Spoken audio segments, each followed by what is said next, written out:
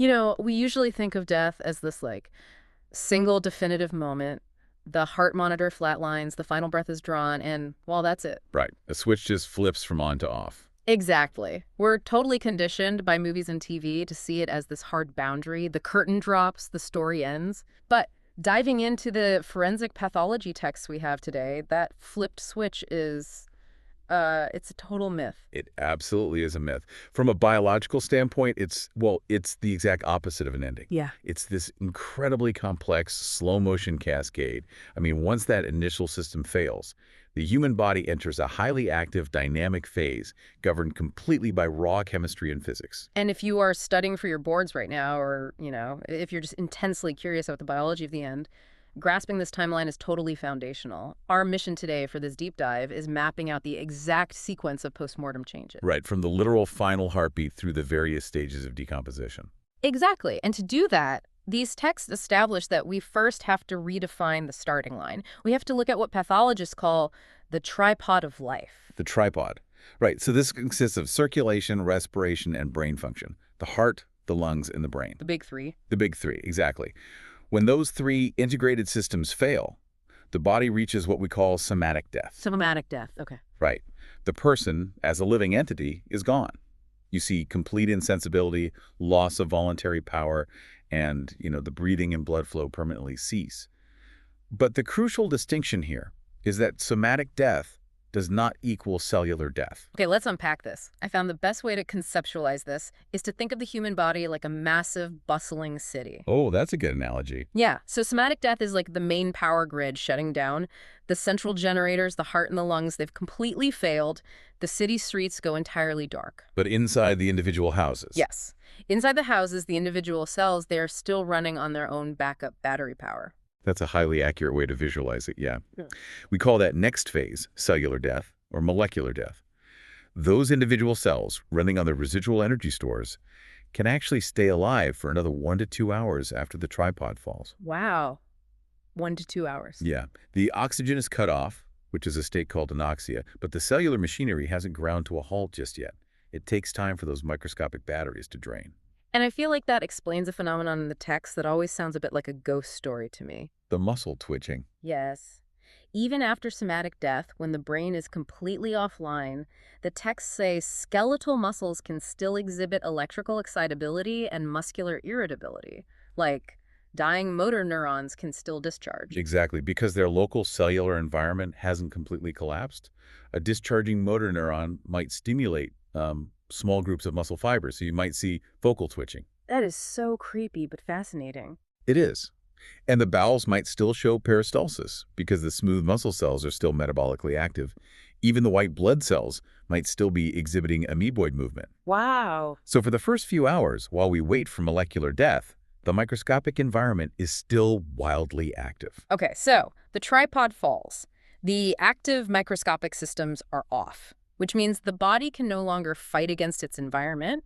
It basically just surrenders to passive physical forces like gravity. Right. And that passive surrender initiates the very first visible phase, which is primary flaccidity. Primary flaccidity. Because the central nervous system is no longer maintaining resting muscle tone, every single muscle in the body completely relaxes. The lower jaw falls open, the joints become entirely flexible. And because there's literally zero muscle tone left to hold the body's shape, gravity just flattens the tissues against whatever surface the person is lying on.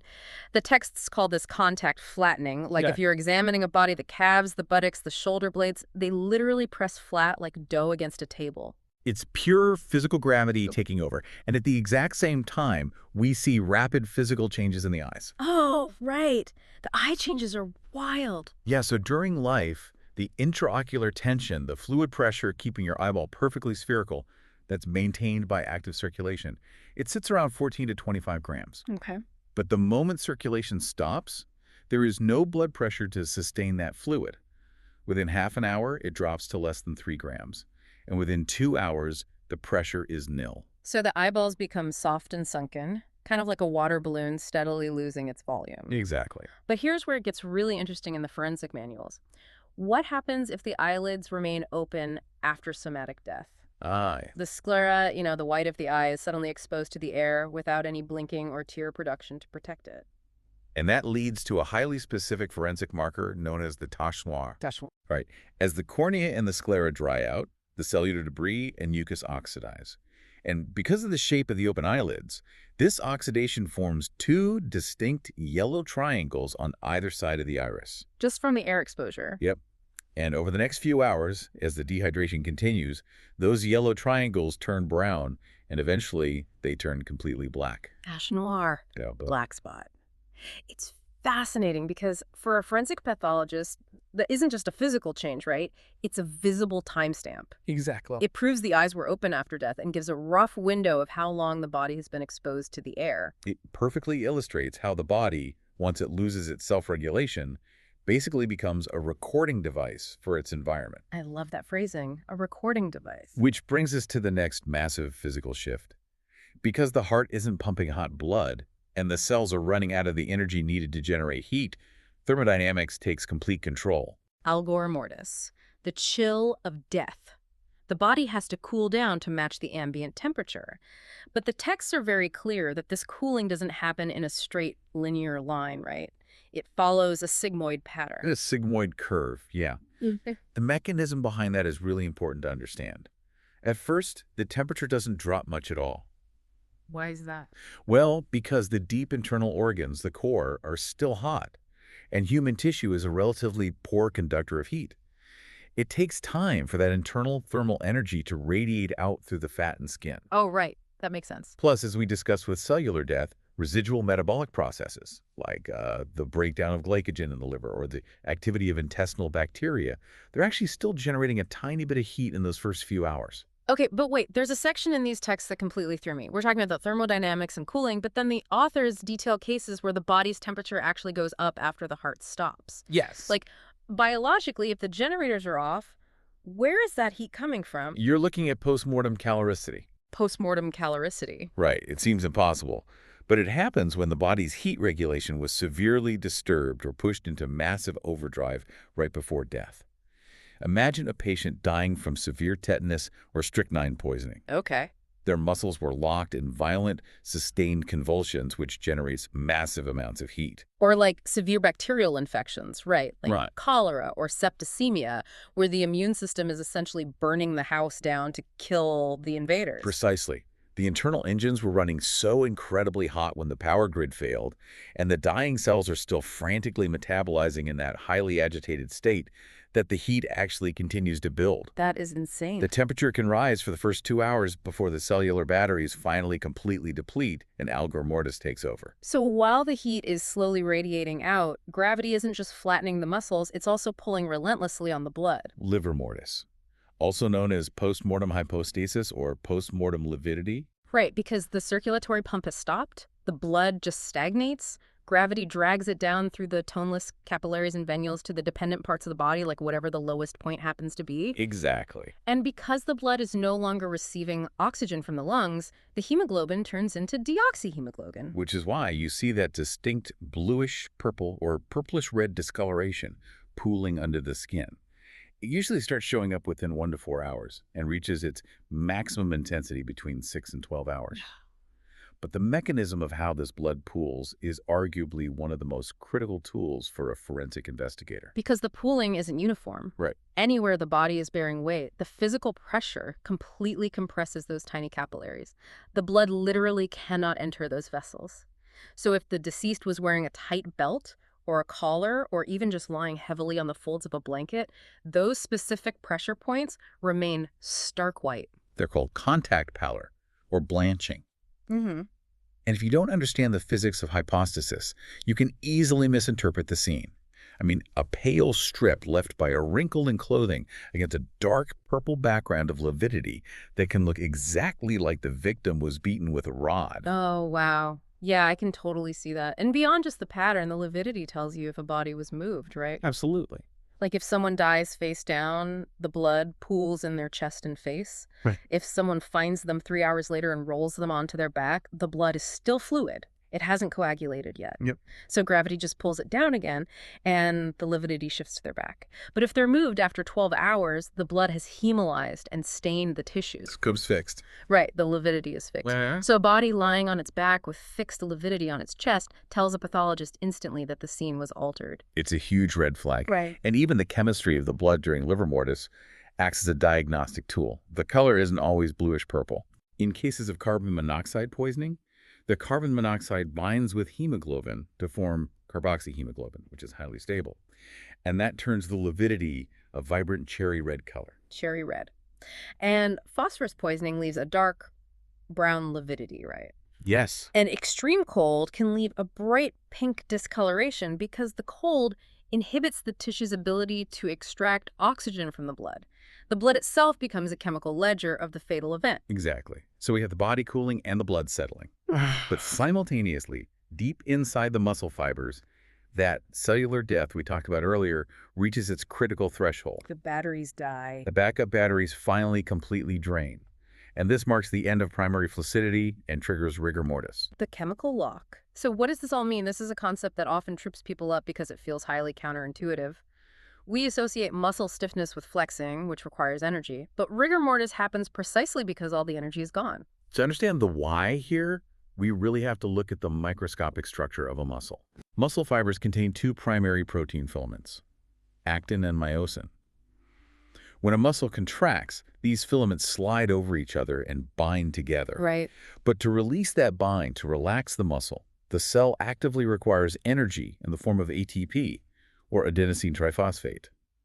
ATP powers the pumps that clear calcium ions out of the muscle fiber, allowing the actin and myosin to separate. So it's literally the key that unlocks the complex. Yes, but once somatic death occurs, the body stops generating new ATP. The remaining reserves are slowly used up or destroyed.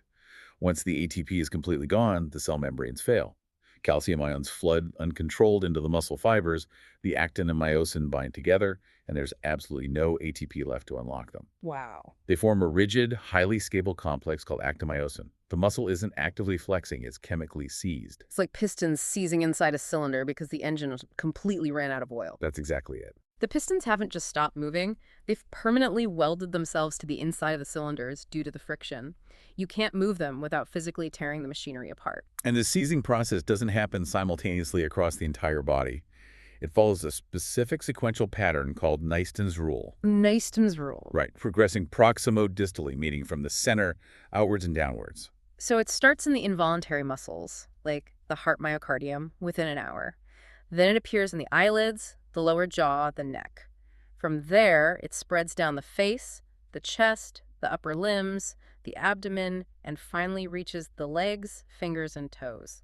It's important to clarify the mechanism behind Neiston's rule, though. Yeah. The lack of ATP is happening everywhere at once. Wait, really? Yeah, the rigor doesn't actually travel through the body. It's just that smaller muscle groups like the eyelids and the jaw have smaller ATP reserves to begin with. Oh, that makes so much sense. Right. They also tend to have higher metabolic activity, meaning they burn through their remaining ATP and accumulate lactic acid much faster than the massive muscles of the thigh. So they lock up first, creating the illusion of a descending wave. Okay, wow. And when rigor is fully established, the joints are slightly flexed and the body becomes incredibly stiff. It even seizes the tiny erector pili muscles attached to the hair follicles, which causes cutis anserina or postmortem goosebumps. Postmortem goosebumps, yeah. There is, however, a very rare and fascinating exception to this timeline. Oh, cadaveric spasm. Yes. Under highly specific conditions, the body will entirely bypass primary flaccidity and lock into instantaneous rigidity the exact second the tripod of life falls. Instantaneous rigor. The texts highlight an incredible case study recorded by the British pathologist Bernard Spilsbury in 1944. The bath case. Yes. A woman was taking a bath when she suffered a massive, sudden cerebral hemorrhage. When she was discovered dead, she was still seated upright in the water, her hand raised halfway to her face, tightly clutching a sponge. Her arm and hand were completely frozen in that position.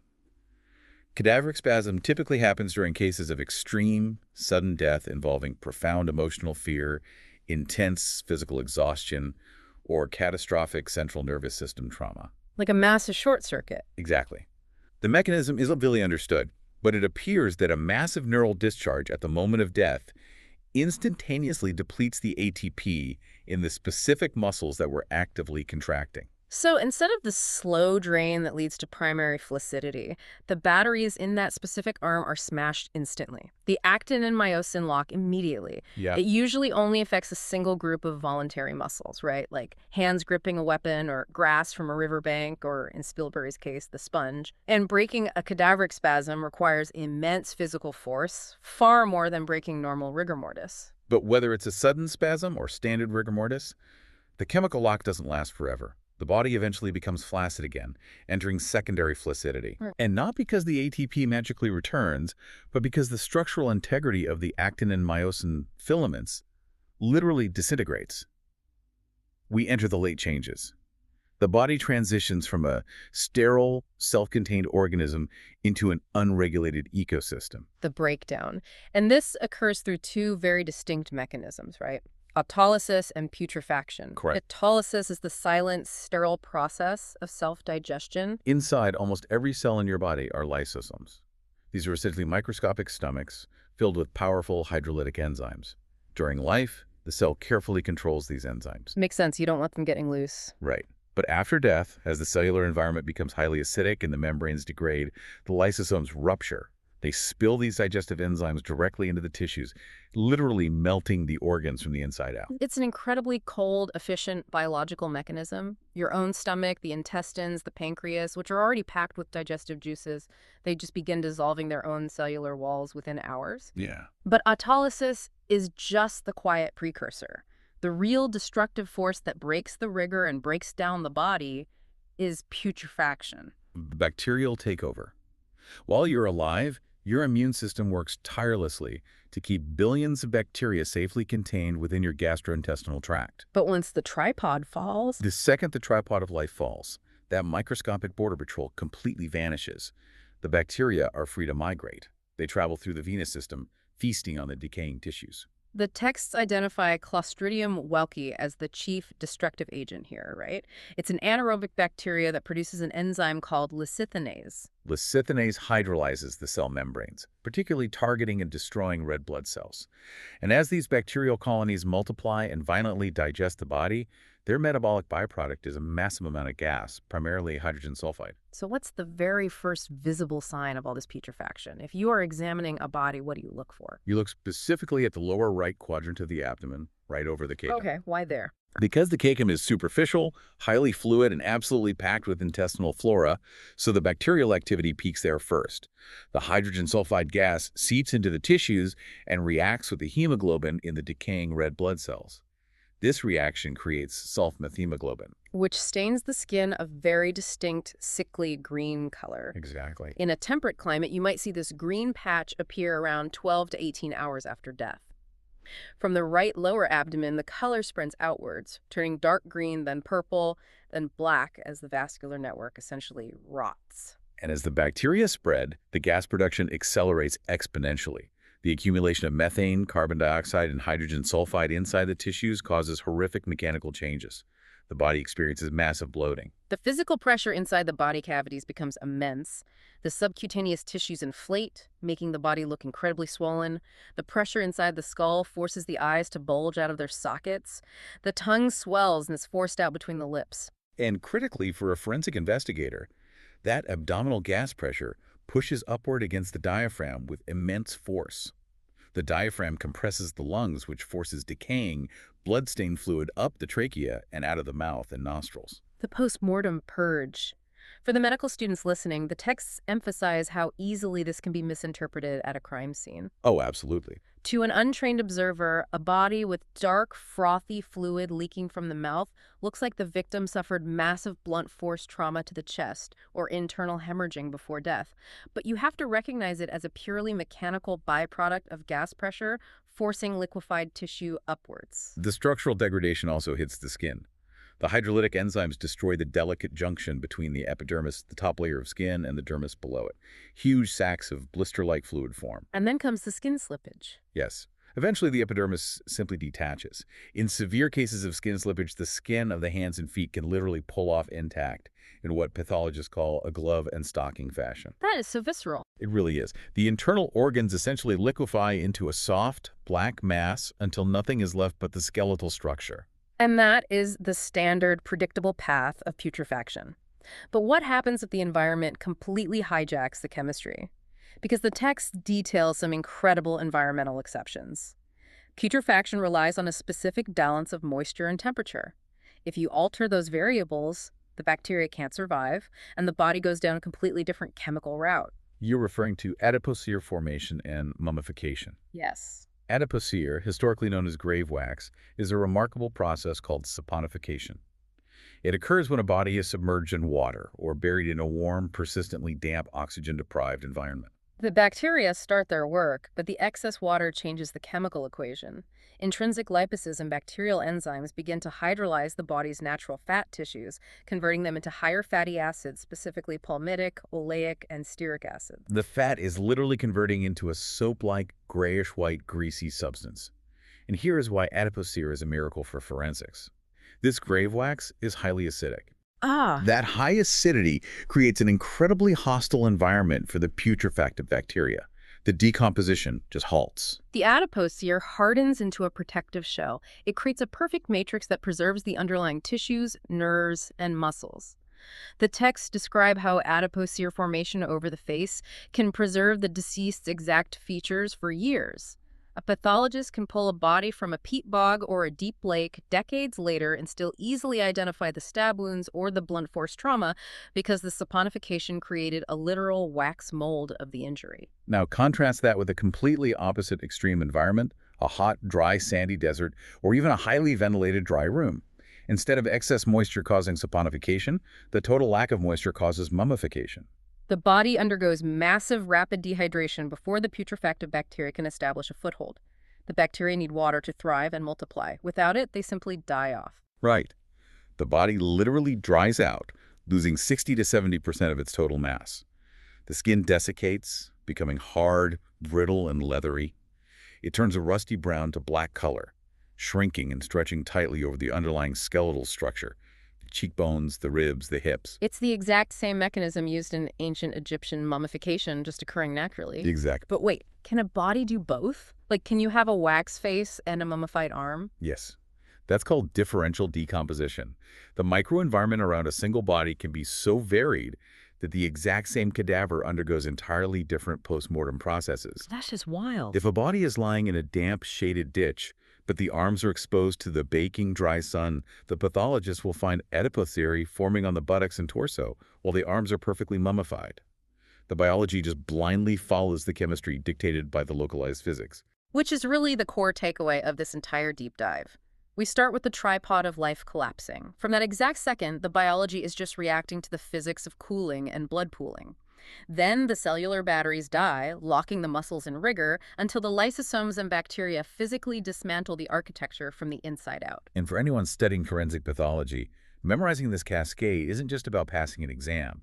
It is the ultimate diagnostic tool. Yeah. The dead cannot speak, so their biology has to testify for them. Understanding exactly why the blood pools cherry red, or exactly how adipocere preserves a wound track, is how you accurately determine the time and cause of death. To wrap this up, the texts highlight one final phenomenon that perfectly encapsulates this idea of passive physics creating the illusion of life. It's the old myth that your hair and your fingernails continue to grow after you die. I've heard this so many times. It is a very persistent myth. But forensics provides the actual mechanical truth behind the illusion. The cellular division required for hair and nails to grow stops the absolute second molecular death occurs. There is absolutely zero new growth. So what's actually happening? It's just profound dehydration. As the body loses moisture, the skin around the hair follicles and the nail beds shrinks and retracts. It pulls back, which exposes more of the hair shaft and the base of the nail that was previously hidden beneath the skin. So it just creates the stark visual artifact of growth. Exactly. It challenges us to look closely at what we perceive. What looks like a biological action hair growing is actually just the architecture of the tissues blindly reacting to the loss of moisture in their new environment. It is just a masterclass in chemistry and physics. The switch doesn't flip, it just starts a new reaction. Incredible. Thanks for joining us on this deep dive into the postmortem timeline. Until next time, keep questioning what you see.